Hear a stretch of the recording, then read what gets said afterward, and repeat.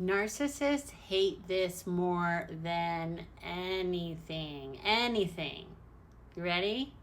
They hate being exposed. And I mean hate it. They lay out the groundwork ahead of time because they know at some point smart people will realize who they are, because they know it's just a matter of time.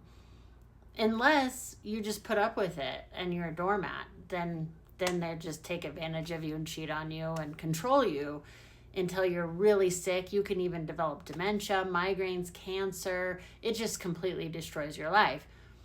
But if you find them out and you either allow them to discard you and don't go back, you go no contact, or you discard them, then they realize at some point, especially if you've done any therapy or healing work, that you're going to realize who they are. And then, like me, you're going to maybe share it with other people because you don't want other people to get hurt, because you're finally past all that nonsense. So then you want to spread awareness. They hate that. So what do?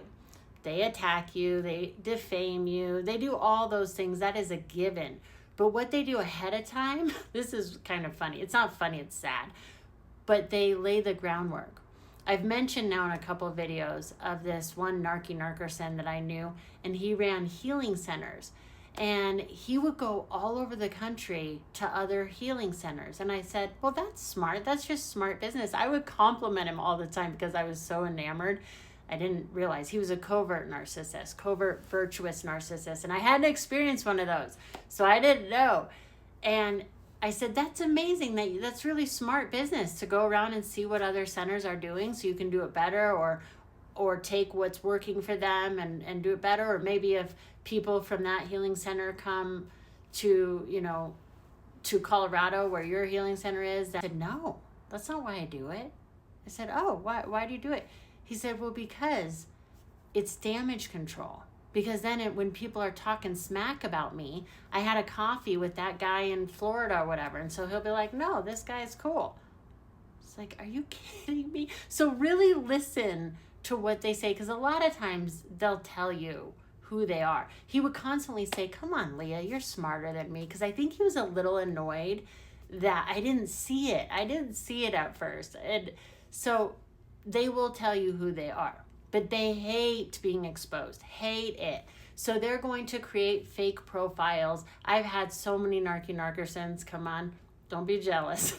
They come on to my YouTube or on here on TikTok, and they'll come in as fake accounts, but you can feel their energy. One thing they're banking on is that you will not trust your instincts. They're hoping that you'll be in such a brain fog and that you'll have such dissociation that you won't know what's going on, but you'll just blame yourself all the time. Now, that may be the first step, because you do have responsibility in attracting these people. But once you have awareness, it's no more. It's game over. And then it just becomes funny because they're all the same. They read the same script and they say the same thing, and the pattern is set up. So the more of these videos that you watch and the more that you understand narcissism, it becomes kind of funny. But it's not funny because they take delight in hurting people, and that is pure evil. I just did a video on it. If you haven't seen it, watch it. But let me know, have you ever met a narcissist who actually admits to doing damage control before you found them out? I don't think. And also too, they love therapists and people like that because they feel like they've one-upped you. If you're a therapist and they can pull one over on you, they love that. That is like a huge ego boost to them.